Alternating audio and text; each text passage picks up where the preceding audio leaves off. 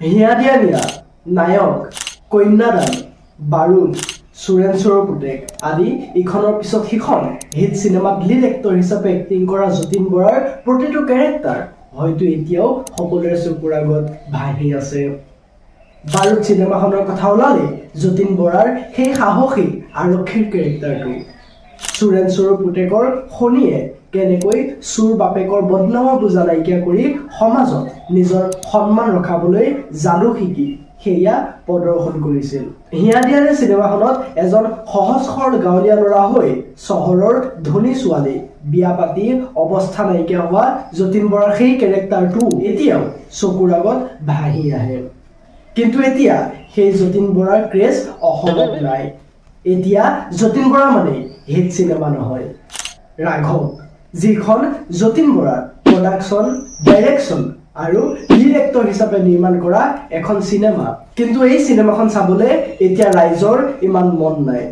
বহুতে এই চিনেমাখনৰ প্ৰতিবাদহে কৰিছে। আচলতে ইয়াৰ আঁৰৰ কাহিনী কি? যতীন বৰাক এতিয়া মানুহে ইমান বেয়া পায় কিয়? অসমীয়া চিনেমাক ছাপোৰ্ট কৰিব লাগে বুলি কৈ থকা সকলেও এতিয়া যতীন বৰাৰ এই চিনেমাখন কিয় বয়কট কৰিছে? আহকচোন আজিৰ এই ভিডিঅ'টোত ইয়াৰ বিষয়ে আলোচনা কৰোঁ। ৰাঘৱৰ ৰাজনীতি ভালকৈ হৈছে, যাৰ বাবে ছ'চিয়েল মিডিয়াত তুমুল বিতৰ্কৰো সূত্ৰপাত হৈছে। ৰাঘৱ ৰাজনীতিৰ বলি হৈছে নেকি যতীন বৰা? যতীন বৰা বিজেপি নেতা হোৱা বাবেই দৰ্শক পোৱা নাই নেকি ৰাঘৱে? যতীন বৰাক আমি কেনেকৈ চিনি পালো? এজন ভাল এক্টৰ হিচাপে, ৰাইট?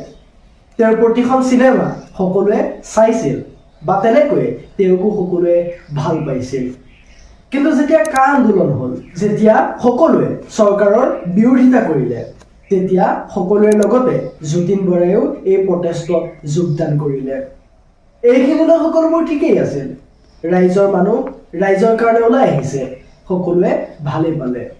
কিন্তু কেইদিনমানৰ পিছত প্ৰেছ কনফাৰেন্স পাতি তেওঁ যিবোৰ কথা ক'লে, সেইবোৰ কথা শুনাৰ পিছতেই অসমৰ সাধাৰণ মানুহৰ তেওঁৰ প্ৰতি থকা ভাল পোৱাবোৰ নাইকিয়া হ'ব ধৰিলে।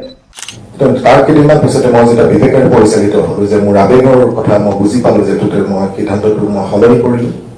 মনেৰে মই মোৰ প্ৰত্যাহাৰ কৰিবৰ কাৰণে মই আমাৰ সভাপতি ৰঞ্জিত কুমাৰ ৰাজধানীলৈ মই পত্ৰ প্ৰেৰণ কৰিছিলো। আৰু বিজেপি দলত মই আগতেও আছো, এতিয়াও আছো, ভৱিষ্যতেও থাকিম। এইখিনি মোৰ শেষ কথা। যি আৰ্টিষ্টে পলিটিক্সত জইন কৰে, তেওঁৰ সেই আৰ্টিষ্টিক লেভেলত তেওঁৰ জনপ্ৰিয়তা কমি যায়। কাৰণ তেওঁক সকলোৱে ভাল পাইছিল as an artist, not a politician. Akshay Kumar, Kangana Ranaut ইয়াৰ জ্বলন্ত উদাহৰণ। আচলতে যতীন বৰা কোনটো ৰাজনৈতিক দলত আছিল, কোনটো ৰাজনৈতিক দললৈ গ'ল, সমস্যা সেইটো নহয়। আচল কেৰুণটো হ'ল তেওঁৰ দ্বিচাৰিতা, তেওঁৰ দুমুখীয়া মুখখন। কাৰণ কা আন্দোলন অসমৰ মানুহৰ বাবে ইমোচন আছিল, জাতি ভেটি মাটিৰ কথা আছিল। আৰু সেই ইমোচনৰ লগত যতীন বৰাই খেলা কৰি গ'ল। যতীন বৰা যদি বিজেপি আৰু AJPৰ বাদে অন্য দললৈ গ'লহেঁতেন, তেতিয়া বাৰু ৰাঘৱক লৈ ইমান বিতৰ্ক হ'লহেঁতেন নে? ভাবিব লগা কথা। কিন্তু আপুনি কি ৰাঘৱ চালেনে? যদি নাই চোৱা তেন্তে চাব বিচাৰেনে? কমেণ্ট কৰি জনাওকচোন। That's it for today. যদি আপুনি ৰাঘৱ চাব বিচাৰে তেন্তে চাব পাৰে, যদি চাবৰ মন নাই তেন্তে নালাগে চাব। বাকী কাৰোবাৰ এগেইনষ্টত বিনা কাৰণত নিগেটিভ কথা বা পজিটিভ দেখাই একো লাভ নাই। ধুনীয়াকৈ নিজৰ কাম কৰক আৰু জীৱনত আগুৱাই যাওক। পাৰিলে এই ভিডিঅ'টোতহে এটা লাইক কৰিব। আৰু যদি আপুনি এই চেনেলটোত নতুন, তেন্তে এতিয়াই এই চেনেলটো ছাবস্ক্ৰাইব কৰি লওক। এই ভিডিঅ'টো শেষলৈকে চোৱাৰ বাবে বহুত বহুত ধন্যবাদ। জয় আই অসম।